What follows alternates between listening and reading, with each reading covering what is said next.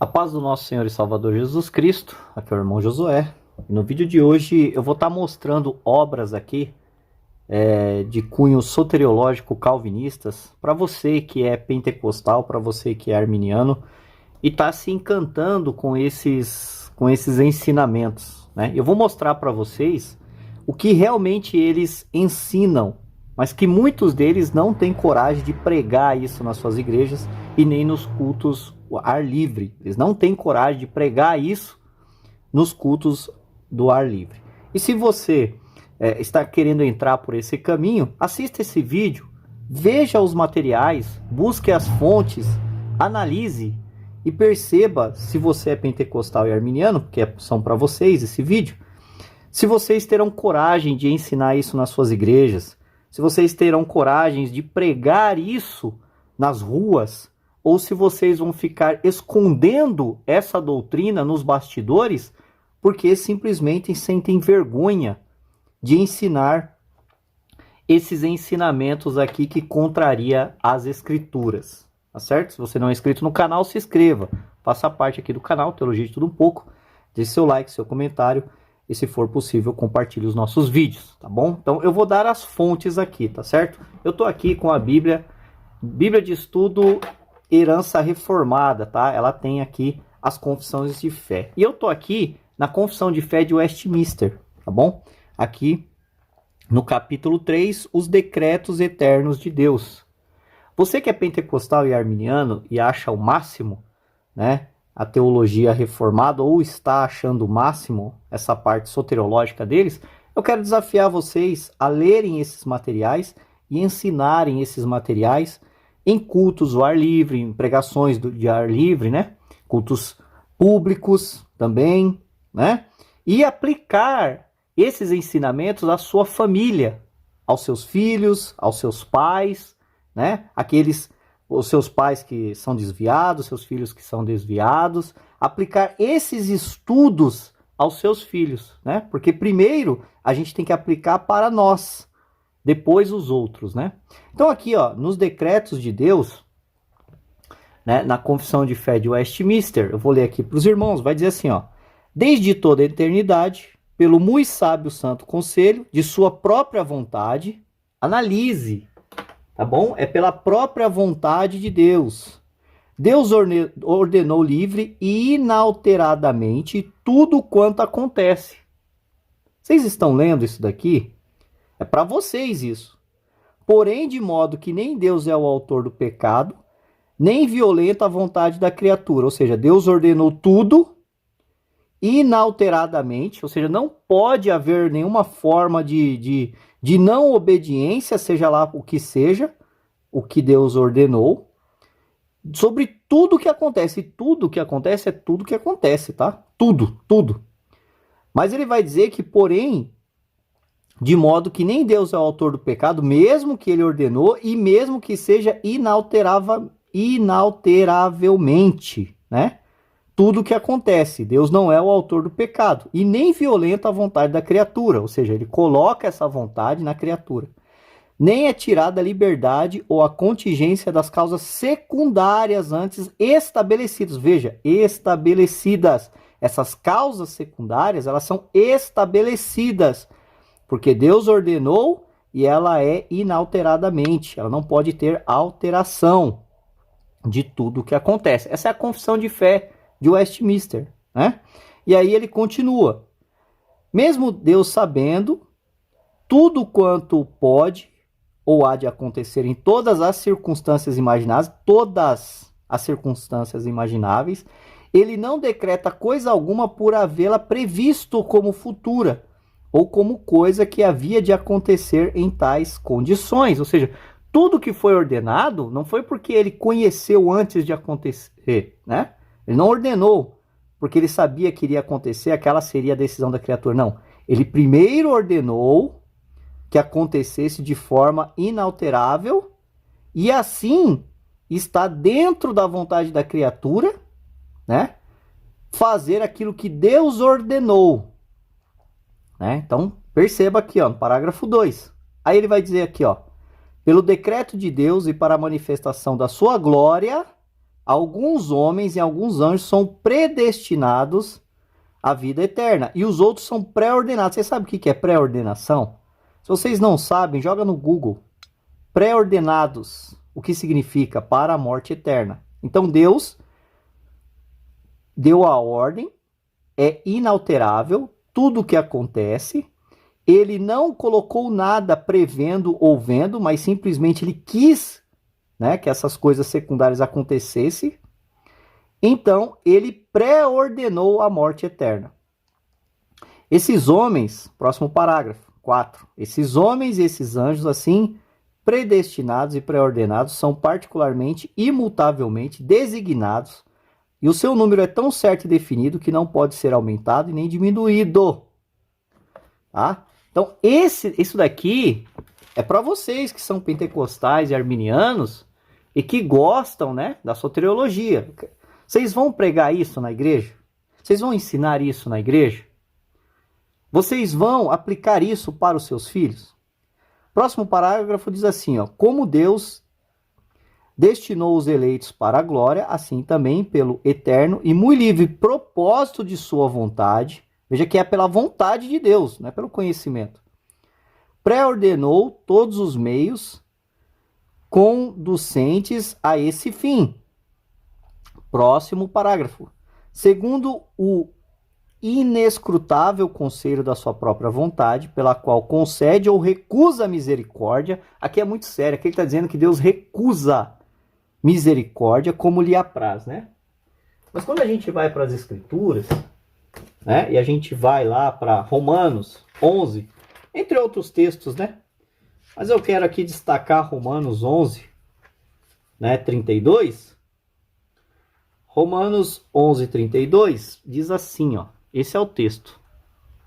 Porque Deus encerrou a todos debaixo da desobediência para usar com todos de misericórdia. Esse é o texto, mas aqui está dizendo que ele recusa a misericórdia, como lhe apraz para a glória do seu soberano poder sobre as suas criaturas. Ou seja, está contrariando direto o que Romanos 11, 32 está falando. O restante dos homens para louvor da sua gloriosa justiça, Deus quis não contemplar e ordená-los, olha aqui, ordená-los, aqui ó, ordená-los para desonra e ira por causa dos seus pecados. Né? Ou seja, não é por causa do pecado, mas porque ele ordenou conforme está escrito aqui no outro parágrafo, como a gente viu, né? Está escrito aqui, tá vendo? Ó, Deus ordenou sua própria vontade, Deus ordenou livre, inalteravelmente, tudo quanto acontece, ou seja, até o pecado para ele acontecer, Deus tem que ordenar, mas não é por causa do conhecimento, mas por causa da vontade, própria vontade, é o que está aqui. Eu estou mostrando isso daqui, irmãos. Esse aqui é um dos textos, tá? Para que os irmãos percebam e vejam como essa doutrina, ela envergonha o cristianismo, tá bom? Principalmente se você é pentecostal e arminiano. Eu quero trazer aqui as obras que Calvino escreveu e vocês podem estar procurando dentro das institutas de Calvino. Calvino vai dizer o seguinte sobre a queda do homem. Abre aspas, né? Ele vai dizer assim, ó. Ele tem determinado desde a eternidade todas as tentações e pecados de ontem, hoje e sempre, né? Calvino diz: imaginemos, por exemplo, um mercador que, havendo entrado em uma zona da mata com um grupo de homens de confiança, imprudentemente se desagarra dos seus companheiros. Em seu próprio devagar, seja levado a um covil de salteadores e caia na mão dos ladrões e tenha o pescoço cortado. Isso aqui é Calvino escrevendo, tá? Sua morte fora não meramente antevista pelo olho de Deus, mas além disso é estabelecida pelo seu decreto. Tá aqui, ó, Calvino, Institutas, livro 1, capítulo 16, né? Parágrafo 9 aqui, ou 9 aqui, tá bom? Então, não foi apenas o pré-conhecimento de Deus sobre aquela questão ali, a permissão de Deus, mas foi um decreto. Ele ordenou e estabeleceu todas as coisas. Lembra da confissão de fé? Vamos para outra passagem de João Calvino. Calvino vai dizer assim, ó: os pecados não são apenas da permissão ou da presciência divina, mas também de seu poder. Vocês viram lá a confissão de fé de Westminster? Então, segue o mesmo padrão de Calvino. Isso está nas Institutas de Calvino, livro 2, capítulo 4, parágrafo 3. E ainda ele diz, Calvino, que os maus pequem, isso eles fazem por natureza. Porém, que ao pecarem ou façam isso ou aquilo, isso provém do poder de Deus. Calvino, livro 2, capítulo 4, parágrafo 4. Vamos mais uma vez aqui, mais um? Os irmãos podem conferir nas Institutas de Calvino. Sobre a queda de Adão e a predestinação de alguns para o inferno, escreveu Calvino o que segue. A queda de Adão foi pré-ordenada. Se vocês não sabem o que é pré-ordenação, joga no Google aí. Pré-ordenada por Deus. E daí a perdição dos réprobos e de sua linhagem. Institutas de Calvino, livro 3, capítulo 23, parágrafo 7. Então vocês estão percebendo que essa é a teologia do calvinismo e que querem fazer com que os pentecostais e os arminianos achem lindo isso, contrariando a própria escritura.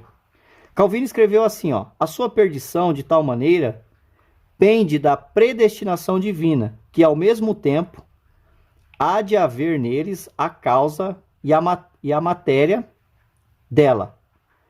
O primeiro homem, pois, caiu porque o Senhor assim julgara ser conveniente. É isso aqui que vocês vão pregar na igreja? É isso aqui que vocês vão pregar? Essa é a teologia calvinista. É isso aqui que vocês vão pregar na igreja? Porque ele assim julgou e nos é oculto. Institutas de Calvino, livro 3, capítulo 23, 8. Vamos para outro?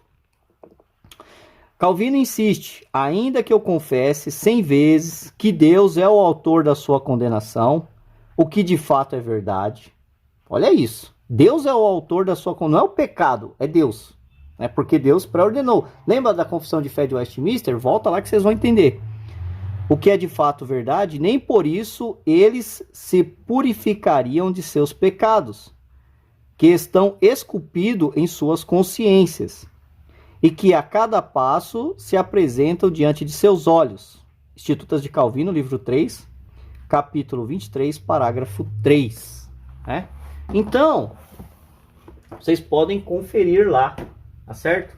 Eu quero mostrar outra coisa aqui para os irmãos, que está nesse livro aqui, ó, 5 Dilemas do Calvinismo, do autor prefaciado aqui por R.C. Sproul, né? E Craig Brown. Tem review desse livro aqui, mas eu quero aqui mostrar o que o Sproul, ele vai falar aqui, ó. Sproul escreveu sobre a soberania de Deus e orar, né? Olha o que Sproul escreveu. Se Deus é soberano, por que orar, né? E aí ele vai fazer aqui alguns comentários. Olha isso. As pessoas podem perguntar: será que a oração muda a mente de Deus? A resposta é evidente. Que tipo de Deus poderia ser influenciado por minhas orações?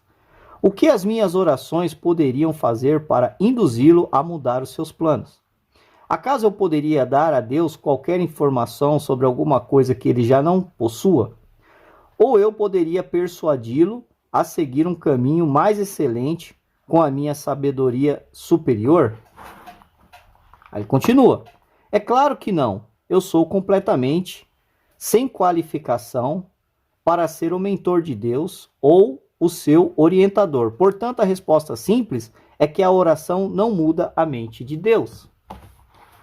Aí ele vai continuar aqui, ó. A oração é um dos meios que Deus usa para concretizar as coisas que ele ordena. De novo aqui, ordena. Tá vendo aqui, ó? Ordena. Lembra lá da confissão de fé de Westminster? Por que não muda para o calvinismo a oração de alguém que está perdido para a salvação? Porque ele ordenou a condenação. Não é o pecado que condena o homem, mas, segundo a confissão de fé e o próprio Calvino, ele ordenou para a condenação. Isso vai acontecer. Não porque ele previu ou a onisciência dele foi estabelecida sobre o assunto, mas porque ele quis, é a vontade dele, ordenou. E é esse tipo de teologia que vocês vão ensinar na igreja de vocês? É esse tipo de teologia que vocês vão pregar no meio da rua? Vamos mais aqui aos textos bíblicos. Agora voltemos a nossa atenção para a evangelização. Assim como Deus não precisa de nossas orações, Ele não precisa de nós para realizar a salvação de seu povo. No entanto, Ele ordena que nós participemos da evangelização. E Ele usa pessoas comuns como nós para cumprir o seu plano.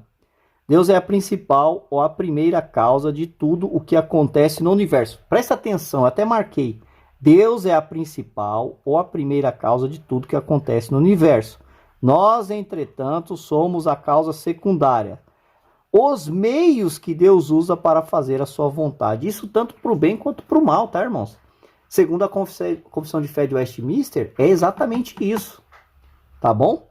Então, aquilo que Deus deseja, Ele coloca na gente e a gente vai fazer. Ou seja, até mesmo os atos terríveis e que são contrários às ordens de Deus. É isso que isso aqui está ensinando. É isso aqui que você vai ensinar na sua igreja? É isso aqui. Essa é a teologia que você está rasgando elogio? Você que é pentecostal e você que é arminiano? Vamos mais aqui, mais adiante. Agora aqui ele vai falar sobre a fé reformada, né? Que muitos pentecostais e arminianos estão morrendo de amor, né? Mas vocês vão ensinar isso daqui na rua? Vocês vão ensinar isso aqui na pregação, na evangelização no meio da rua e na igreja? Vai fazer um sermão bonito e vai pregar isso daqui? Vamos ler? A fé reformada também elimina o aspecto da preocupação da evangelização.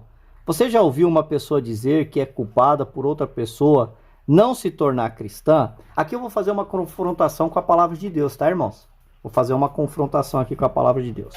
Por não se tornar cristã, porque ela nunca falou com essa pessoa sobre Cristo ou compartilhou o evangelho com ela, Deus ordena, estejamos sempre preparados para responder a qualquer pessoa que lhe pedir a razão da esperança que há em vocês. 1 Pedro, ele cita aqui 3,15.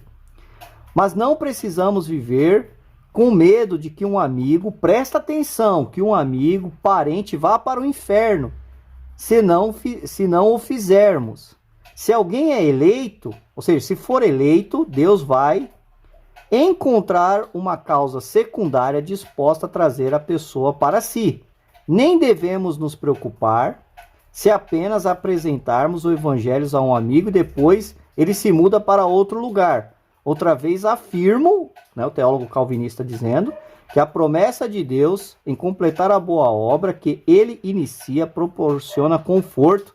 Se Deus usa um crente para plantar uma semente, ele pode trazer outro para regá-la. Então veja, aqui ele está dizendo que você não precisa se preocupar se o seu parente vai para o inferno, seu amigo vai para o inferno, seu pai vai para o inferno, sua mãe vai para o inferno, porque você não pregou o evangelho para ele, ou você não quis falar de Deus para ele, ou você não dobrou o seu joelho. Se você não foi intercessor, é essa teologia que você está amando? É essa daqui, arminiano? É essa aqui, pentecostal? É essa a soteriologia? Então você não vai se preocupar se seu pai vai para o inferno, sua mãe vai para o inferno, você não vai ser intercessor da vida dele, que não, você não precisa se preocupar com essas coisas aqui, não? Então vamos para o texto sagrado, vamos para o texto bíblico. Eu estou trazendo aqui princípios bíblicos e a palavra de Deus para que vocês percebam que a teologia arminiana e a pentecostal é a correta, irmãos. É a interpretação correta das escrituras. Perceba, leia as escrituras. Olha o que fala aqui Ezequiel, princípio bíblico de Ezequiel 33, 8 e 9. Olha o que vai dizer a palavra de Deus. Se eu disser ao ímpio, ímpio certamente morrerás, e tu não falares para dissuadir o ímpio do seu caminho, morrerás esse ímpio na sua iniquidade, porém, seu sangue eu requererei da sua mão. Olha o que a Bíblia fala e olha o que o autor ali está dizendo. Versículo 9, mas se advertires o ímpio do seu caminho para que ele se converta, e ele não se converter do seu caminho, ele morrerá na sua iniquidade, mas tu livraste a tua alma. Preste atenção, irmãos. Olha o que o autor fala. Não precisamos viver com medo que seu amigo ou um parente vá para o inferno, se não o fizermos. Ou seja, nós temos a oportunidade de falar do Senhor Jesus, claro, não é com uma coisa louca e medonha, mas é nossa responsabilidade. E onde que está escrito isso? Em Romanos. Olha o apóstolo Paulo falando, porque Romanos 1,16, porque não me envergonho do evangelho de Cristo, pois é poder de salvação, para a salvação de todo aquele que crê, primeiro do judeu e também do grego, porque nele se descobre a justiça de Deus de fé em fé, como está escrito, mas o justo viverá pela fé. O próprio apóstolo Paulo, que ele se desgastou e se desgastaria mais ainda pela salvação das pessoas. É esse tipo aqui de teologia que está te impressionando, crente? Eu quero trazer aqui mais uma coisa que é muito interessante. Em João 1, capítulo 4, versículo 8 e 16, vai dizer que Deus é amor. Deus é amor. É o que a Bíblia fala. Mas olha que interessante o que fala aqui sobre as Institutas de Calvino. Calvino, o famoso teólogo através de quem o calvinismo é nomeado, a obra mais importante e mais conhecida de Calvino, as suas Institutas da Religião Cristã, aquela que a gente leu aqui, esse livro é um ponto de referência na história da teologia e é legitimamente reconhecido como uma grande obra na história do pensamento cristão. Minha tradução para o inglês desse livro é de 1521. De 1521 páginas, não contando a bibliografia e os índices, ou seja, esse livro tem 1521 páginas. Esse livro é a teologia sistemática de Calvino, e ele cita a Bíblia extensivamente por toda a obra, como é de se esperar em uma obra dessa estirpe. De fato, o índice de passagens bíblicas no livro, no final do livro, tem 40 páginas, listando os milhares de textos bíblicos discutidos por João Calvino em sua obra monumental.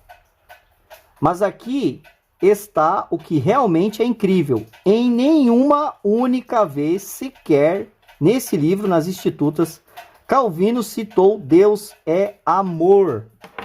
Vocês têm ideia disso? Vocês têm noção disso? Ó? Ele não citou que Deus é amor em sua maciça obra de 1521 páginas, e que discute milhares de textos bíblicos e discute extensivamente a natureza de Deus. Calvino nunca citou 1 João 4,8 ou 1 João 4,16, nem uma única vez sequer. Essa é uma omissão assombrosa. É esse tipo de teologia, meus irmãos, que vocês estão impressionados? É esse tipo de teologia? É isso que vocês querem? É isso que vocês querem? Vou mostrar de novo já para finalizar. O que vocês querem e estão buscando dentro da teologia calvinista para a vida de vocês? Olhem isso, irmãos. Olhem isso. Olhem isso de toda os decretos de Deus, desde toda a eternidade e pelo muito sábio e santo conselho de sua própria vontade, Deus ordenou e inalteravelmente tudo quanto acontece. E aí ele vai dizer que nem é tirado a liberdade ou contingência das causas secundárias antes. Tá aqui, ó, antes estabelecidas, mas não é antes estabelecidas pela presciência e onisciência de Deus, mas pela vontade de Deus que ele ordenou. É isso que você vai pregar na sua igreja pentecostal e arminiana? É essa teologia que está te fascinando? É isso que você vai pregar em praça pública? Pelo decreto de Deus e pela manifestação da sua glória, alguns homens e alguns anjos são predestinados para a vida eterna e outros pré-ordenados. Você vai dizer para as pessoas que elas são pré-ordenadas para a morte eterna por causa da vontade de Deus que ordenou e que elas vão fazer aquilo que Deus ordenou para a condenação delas? É isso que vocês vão falar? É exatamente isso que vocês vão pregar? É essa teologia, por todos esses textos que a gente colocou aqui, é isso que vocês vão colocar? Segundo o inescrutável conselho da sua própria vontade, pela qual concede e recusa a misericórdia? É isso que vocês vão pregar na praça pública? Que Deus recusa a misericórdia? Mesmo a Bíblia falando que não? Irmãos, não se engane. Não se engane. Essa teologia calvinista envergonha o Evangelho. envergonha a palavra de Deus. Envergonha o que as Sagradas Escrituras falam. Eu sugiro aos irmãos esse livro aqui, leiam esse livro. Tem vários, mas leia esse livro aqui. Não se envergonhe da teologia pentecostal. Não se envergonhe da teologia arminiana. São materiais que vão interpretar a palavra de Deus de forma correta, honesta, em harmonia com os textos bíblicos. Não caia nas falácias, nas mentiras dessa soteriologia calvinista que envergonha a palavra de Deus, envergonha aquilo que a gente mais tem de importante, que é o amor de Deus. Deus é amor. João 3,16, João 3,17, Tito 2,11. O sentimento de Deus em salvar os pecadores. Recomendo esse livro também para a leitura dos irmãos, Os Fundamentos da Teologia Armínio-Wesleyana, para vocês entenderem os 5 pontos do arminianismo, a forma de se interpretar as Escrituras, revelando o amor de Deus, que é uma teologia sistemática, sensacional, muito boa. Tá aqui, ó. Teologia para Pentecostais, uma ótima teologia, não perde em nada e expressa o verdadeiro amor de Deus para com as criaturas. Deus abençoe a vida dos irmãos.